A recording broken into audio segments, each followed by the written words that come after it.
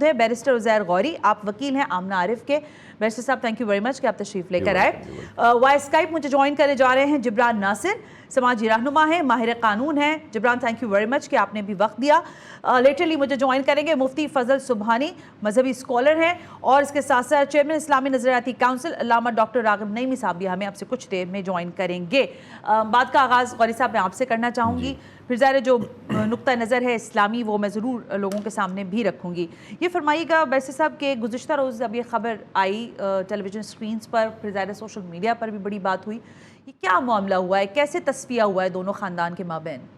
देखें, जब उस दिन जब बेल आर्ग्यूमेंट चल रहे थे और काउंसिल फॉर अक्यूज ने अपने आर्ग्यूमेंट्स कंप्लीट किए, जब मैंने अपने आर्ग्यूमेंट इनिशिएट ही किए थे तो वहाँ पर जो है लावाहिकीन की तरफ से, I am the counsel for complainant, लावाहिकीन की तरफ से एक वकालतनामा मूव होता है और वो अपना उस पर नो ऑब्जेक्शन दे देते हैं।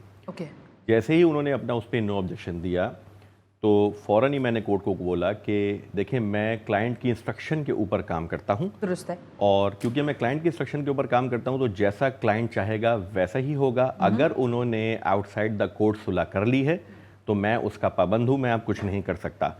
तो लिहाजा जज साहब ने भी उस पर ये वाली बात बोली, कह लेंगे बिल्कुल सही बात है, अगर क्लाइंट्स आपस में कॉम्प्रोमाइज़ कर रहे हैं, ठीक है, अगर कंप्लेनेंट और अक्यूज जो हैं वो आपस में कॉम्प्रोमाइज़ कर रहे हैं तो इस पे ना ही अब जज मदाखलत कर सकते हैं, ना ही वकील मदाखलत कर सकते हैं, तो उनकी वहाँ पर बेल जो है वो फिर कंफर्म कर दी जाती है। ठीक हो गया।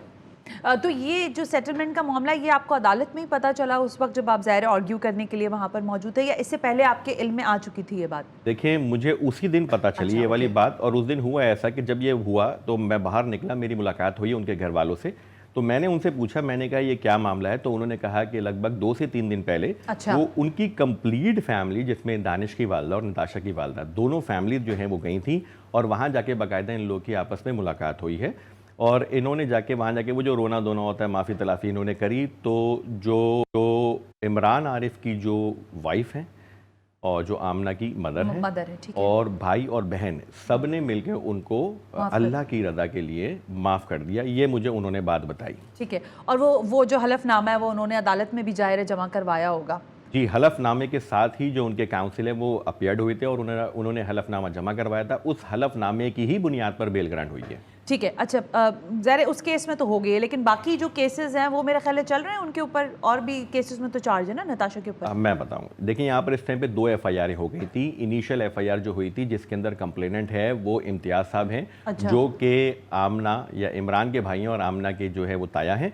और जो सेकेंड FIR हुई है वो हुई है स्टेट की मुद्दत में हुई है 11 PHO सेक्शन के अंदर, वो अभी तक पेंडिंग स्टेटस पे है। उस पे मेरा ख्याल है उसकी बेल के लिए पीर को सुनवाई लगी हुई है, वो केस पीर को लगा हुआ है। जी, ऐसा ही उसकी सुनवाई हो चुकी है, पीर फॉर ऑर्डर है। अच्छा, वो ऑर्डर है, ओके, ठीक है। अच्छा, मैं एक छोटी सी बात आपसे पूछना चाहूंगी, क्या आपके क्लाइंट ने, ज़ाहिर बहुत मैं समझती हूँ कि सीक्रेट सवाल है, लेकिन मैं फिर इस भी जितना आप बता सकें, ड्यूरिंग द ऑल जितना भी अभी तक ये सारा प्रोसीजर चला, क्या आपके क्लाइंट ने किसी वक्त आपको ये कहा कि हम पर कुछ दबाव है, प्रेशर है और हम इस केस को मज़ीद कंटिन्यू शायद ना कर सके किसी भी मोड़ पर, या आपने उनको किसी मोड़ पर ये सलाह दी हो कि क्योंकि इतने बड़े लोग हैं, असर रसूख है, हम प्रेशर बर्दाश्त नहीं कर सकेंगे तो आपको विड्रॉ करना चाहिए किसी एक पॉइंट पर? नहीं, ऐसी कोई बात नहीं, ऐसी कोई बात नहीं, ना उन्होंने मुझसे ये कहा कि प्रेशर है, ना मैंने कभी उनसे ये वाली बात बोली, तो ऐसी कोई बात बिल्कुल भी नहीं हुई है। अच्छा, आप मुझे ज़रा ये फरमाइएगा कि कितने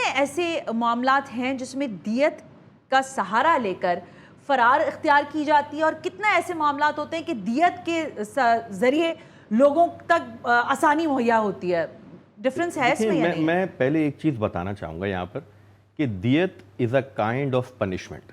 ठीक है, पाकिस्तान पेनल कोड के अंदर जो पनिशमेंट्स डिफाइन की गई हैं उसमें से एक पनिशमेंट दियत भी है, और सेक्शन 322 जो यहाँ पर हमारा इसके ऊपर एप्लीकेबल होता है, जो कि मेजर सेक्शन है, वो दियत का है। तो अगर आप सेक्शंस को गौर से देखें तो 322, 114, 320, 337G, 427, ये तमाम के तमाम सेक्शन कंपाउंडेबल हैं। सिर्फ एक वाहिद सेक्शन जो उस FIR के अंदर, 2 वाहिद सेक्शन जो लगे हैं जो नॉन कंपाउंडेबल हैं, वो 279 रैश और नेग्लिजेंट ड्राइविंग और PMVO 100, ये नॉन कंपाउंडेबल हैं। लेकिन हमारे एपेक्स कोर्ट ने कैटेगोरिकली ये वाली बात हेल्ड की हुई है कि अगर तमाम के तमाम ऑफेंस, जो बड़े ऑफेंसेस हैं, वो कंपाउंडेबल हैं तो माइनर ऑफेंस उसमें मर्ज हो जाता है, और वो प्रिंसिपल के तहत Okay. हाँ, वो पार्टीज चाहें तो कॉम्प्रोमाइज़ कर सकती हैं।